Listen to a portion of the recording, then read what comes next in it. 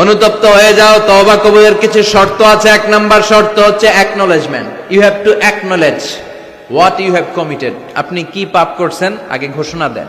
তওবা কেমনে করবেন শিখায় দেই। প্রথমে ঘোষণা, আল্লাহ আকাশের নিচে জামিনের উপরে আমার চেয়ে বড় পাপী কেউ নাই।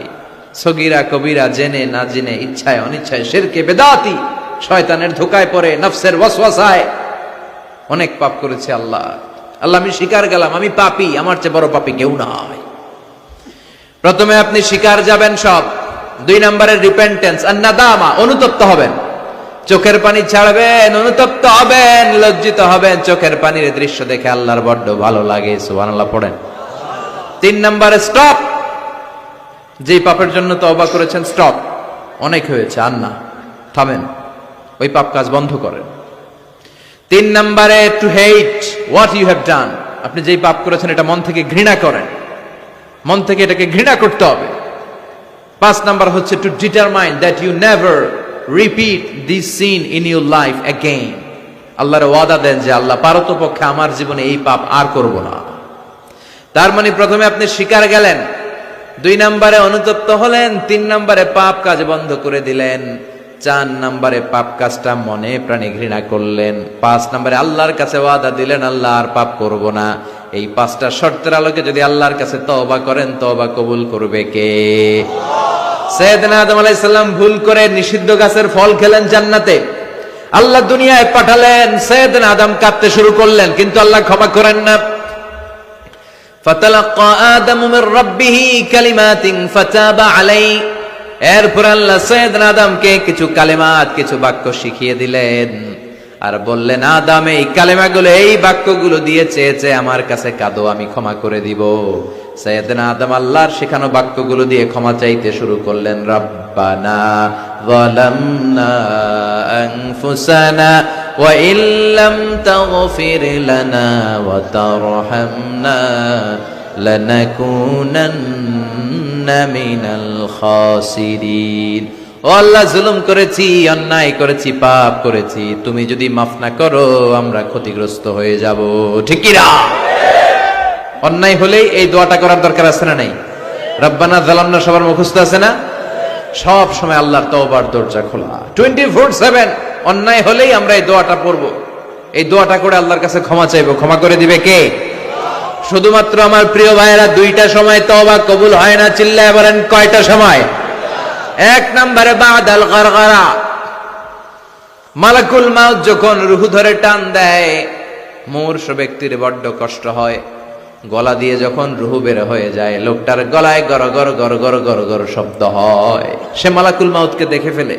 তখন আর তওবা করলে কবুল হবে? আপনি তো দেখেই ফেলাইছেন, সুযোগ তো অনেক পাইছেন, কাজে লাগার নাই, ঠিক কিনা? এটা হলো ফেরাউনের দশা। ফেরাউনকে যখন আল্লাহ লোহিত সাগরে ডুবাইলেন, পানি খাইতে খাইতে ফেরাউনের পেটটা এত বড়, এবার ফেরাউন হাত তুলা কয় আনা মিনাল মুসলিমিন। কি কয়? আনা মিনাল, মানে আমি মুসলমান। কত ভালো মানুষ দেখছেন, মুসলমান। ফেরাউন না যদি মুসলমান হয়, আমরা থেকে কি লাভ? কথা কন। ফেরাউন হাত তুলে বলে আনা মিনাল মুসলিমিন, আমি ভালো মানুষ। আল্লাহকে তোর মতো ভালো মানুষের দরকার নাই, তুই মর, কারণ দ্য টাইম ইজ আপ, সময় শেষ। বাদাল গারগারা, তার সময় শেষ। মুসা আলাইহিস সালামের চাচাতো ভাইয়ের নাম ছিল কারুন, বিশাল সম্পদের মালিক আল্লাহ বানিয়েছে। আমি ফেরাউনের লাশও দেখে এসেছি সচক্ষে, আবার কারুনকে যে এলাকায় আল্লাহ জামিনে দাবিয়ে দিয়েছে, ফাখাসাফনা বিহি ওয়া বিদারিহিল আরদ, ওই এলাকাটাও ফায়ুম জেলা, কায়রো থেকে 100 কিলোমিটারের মতো দূরে এই ফায়ুম জেলায় তার সব সম্পদ আল্লাহ জামিনের ভেতরে দাবিয়ে দিয়েছে। মুসা আলাইহিস সালাম বললেন, কারুন তোর তো অনেক সম্পদ, তুই আল্লাহর রাস্তায় যাকাত দে। তুই আগে তোর হৃদয়টারে খোল, এরপরে তোর হাত খুলবে। আগে হাত খুল, তোর হৃদয় খুলবে, ঠিক কিনা? সে কয় না, আমি যাকাত দিব না, কারণ এগুলো আমার আল্লাহ দেয় নাই, এটা আমি নিজে কামাইছি।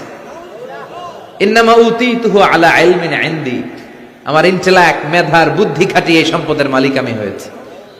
মুসা আলাইহিস সালাম বললেন, তাই তাহলে আযাবের অপেক্ষা কর। আল্লাহ আযাব পাঠালেন, ফাখাসাফনা বিহি ওয়া বিদারিহিল আরদ। কারুন সহ কারুনের সব সম্পত্তি আল্লাহ মুহূর্তের মধ্যে জামিনের ভিতরে ঢুকাতে লাগলেন। কারুনের পা ঢুকে গেল, ঢুকতে ঢুকতে হাঁটু পর্যন্ত ঢুকে গেছে জামিনের ভেতর। কারণ ভাবছে উঠা যাবো, আমারে আটকাইতে পারবে না। এরপরে কোমর পর্যন্ত গেল, কয় উঠে দাম। এরপরে গলা পর্যন্ত, কয় মুসা সব সম্পত্তি তোরে আর তোর আল্লাহরে দিয়ে দিলাম, আমারে বাঁচা, আমারে। ও মুসা, এতক্ষণ শুধু জাকাতের সম্পত্তি দেয় না, এখন কয় সব তোর, সব তোর আর তোর আল্লাহ, আমারে খালি তুই বাঁচা। এখন তওবা কবুল হবে? ওই যে আনা মিনাল মুসলিমিনের স্টাইল আছে না নাই? এজন্য এই গড়গড়ানি মৃত্যুর একেবারে ফাইনাল স্টেজ আসার আগে যদি আপনি ক্ষমা চান, ক্ষমা করবে কে? 2 নাম্বার, বাদা তুলুইশ শামসি মিন মাগরিবিহা, কিয়ামতের আগ দিয়ে পূর্ব দিক থেকে সূর্য না ওঠে, পশ্চিম দিক থেকে সূর্য ওঠা শুরু করে দিবে। তখন যদি তওবা করেন, তওবা কবুল হবে নাকি? এর আগ পর্যন্ত যখনই আল্লাহর ডাক দিয়ে তওবা করেন, তওবা কবুল করে নিবে কে? আমাদের দেশে তওবা পড়ানোর জন্য মাওলানা লাগে। কি লাগে? কয় হুজুরের ডাক, ইমাম সাহেবের ডাক, পীর সাহেব হুজুর রান তওবা পড়া আছে না নাই? হুজুর নাই তো তওবাও নাই। হুজুর এলাকায় নাই, হুজুর 3 দিন ধরে ছুটিতে আছে, কয় এখন তো তওবা পড়া যাবে না, কারণ হুজুর ছুটিতে। কত বড় ডাকায়! এরকম ডাকায় জড়িত আছে না নাই? তওবা পড়তে হুজুর লাগে, কথা কন।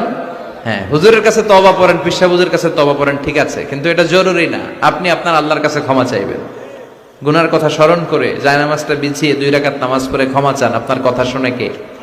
কেউ যেটা শোনে না শুনে কে? কেউ যেটা দেখে না দেখে কে? কেউ যেটা দেয় না দেয় কে? এজন্য হুজুর লাগবে। ইমাম সাহেব হুজুর, মুয়াজ্জিন হুজুর, বড় হুজুর, ছোট হুজুর, পীর সাহেব হুজুর, কাউরে লাগবে? আপনার তওবা আপনি, আমার তওবা আমি। পাপ করলেই মাফ চাবো, এটার নাম তওবা। তওবা মানে to return to your Lord, আল্লাহর কাছে ফিরে আসবেন। আল্লাহর গোলাম আল্লাহর কাছে ফিরে আসবে, এর নাম তওবা। এজন্য আল্লাহ বললেন, গোলাম তুবু ইলাল্লাহি তাওবাতান নাসুহা, একনিষ্ঠ তওবা করো, একনিষ্ঠভাবে ক্ষমা চাও। ক্ষমার মতো ক্ষমা চাইলে সব গুনাহ মাফ করে দিবে কে? প্রতিদিন আমরা তওবা করব, রাজি আছেন? প্রতিদিন ইস্তেগফার করব। কয়বার? কথা হয় না মাতুক্কা? হ্যাঁ, কমসে কম 70 বার চেষ্টা করব। প্রতিদিন পড়ব আস্তাগফিরুল্লাহ। কি পড়ব? আরো জোরে পড়ি আস্তাগফিরুল্লাহ। বিশ্বনবী বলেন, মান লাজিমাল ইস্তিগফার, যে সব সময় ইস্তিগফারের সাথে লেগে থাকে, তার 5টা সওয়াব। 1 নম্বরে জাআলাল্লাহু লাহু মিন কুল্লি দিকিন মাখরাজা, বিপদে পড়লে উদ্ধার করবে কে? ওয়া মিন কুল্লি হাম্মিন ফারাজা, তার জীবনের সব দুশ্চিন্তা দূর করে দিবে কে? তাকে টেনশন মুক্ত করবে কে? আমাদের জীবনে টেনশন আছে না নাই? টেনশন নাই কার কার হাত তোলেন। হ্যাঁ, এই পোলাপান তোকে কি টেনশন?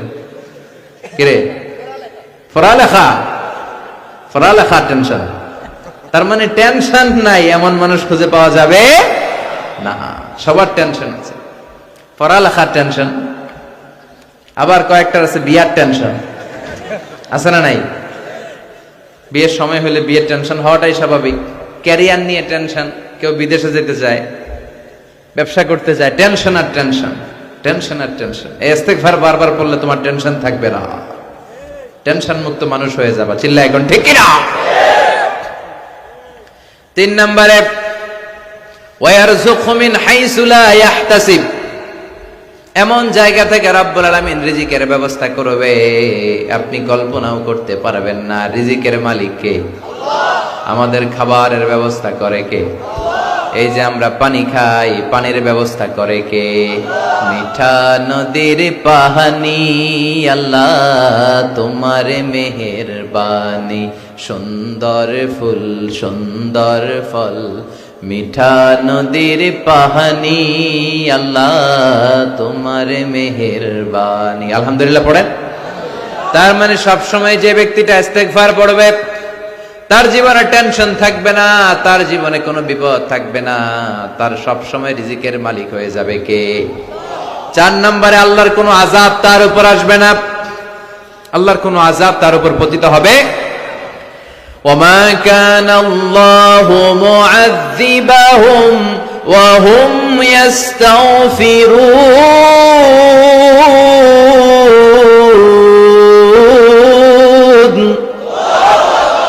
যত যতক্ষণ আমার বান্দা আমার কাছে ক্ষমা চাইবে, ইস্তেগফার পড়বে, আমার কোনো আযাব তার উপর আসবে না, কোনো আযাব আসবে না। সব ধরনের আযাব থেকে আপনাকে মুক্ত রাখবে কে? 5 নম্বরে আপনারে মুস্তাজাবুদ দাওয়া বানিয়ে দিবে কে? মুস্তাজাবুদ দাওয়া মানে এমন ব্যক্তি, যে ব্যক্তি হাত তুলে দোয়া করতে দেরি হয়ে যায়, দোয়াটা কবুল হতে দেরি হয় না। এদিকে কেউ আছেন মুস্তাজাবুদ দাওয়া, যে হুজুর আমি যখনই হাত তুলে দোয়া করি তখনই আল্লাহ কবুল করে, থাকলেও হাত তুলেন না, এই গোপন জিনিস কাউরে জানায়েন না, ভেজালে পড়বেন, মুস্তাজাবুদ দাওয়া হয়ে যাবে।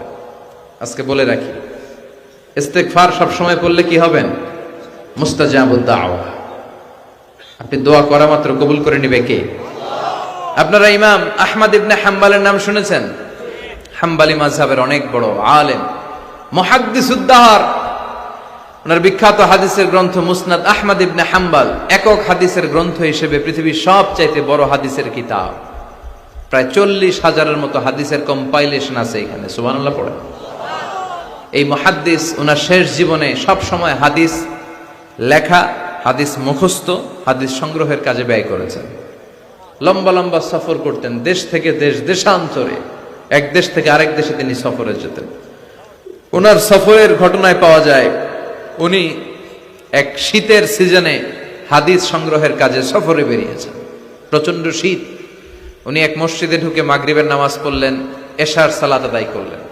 এরপরে ভাবলেন বাইরে এত শীত, যাওয়ার তো জায়গা নাই, এক কাজ করি মসজিদেই ইবাদত করে আর হাদিস পড়ে পড়ে কাটাই, ফজরের সালাত জামাতে পড়ে তারপরে বেরোবো। উনি ব্যাগ থেকে কাঁথা বের করে হাদিসের কিতাব নিয়ে পড়তে লাগলেন, কিন্তু মসজিদের দারোয়ান এসে বলে, উখরুজ মিনাল মসজিদ ইয়া শেখ, এই বুড়া মসজিদ থেকে বেরো।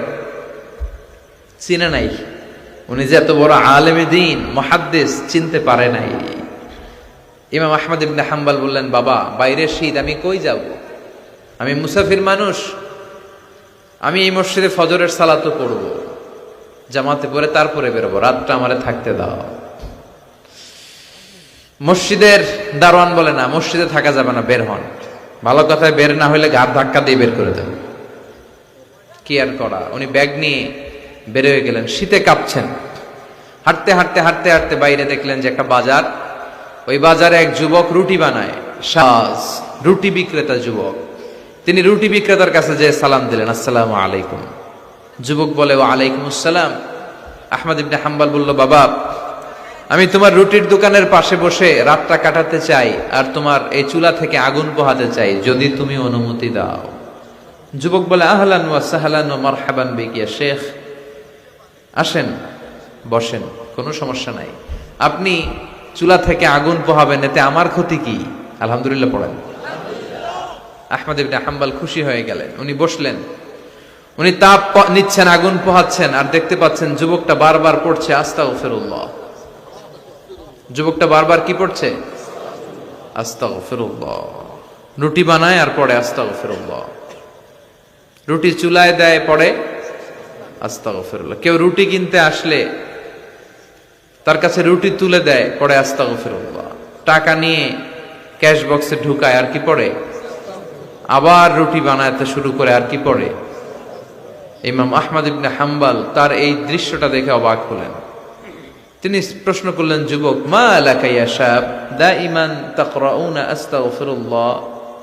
হে যুবক, কি হলো তোমার? আসার পর থেকেই দেখতেছিস তুমি খালি পড়ো আস্তাগফিরুল্লাহ, খালি পড়ো আস্তাগফিরুল্লাহ, কেন?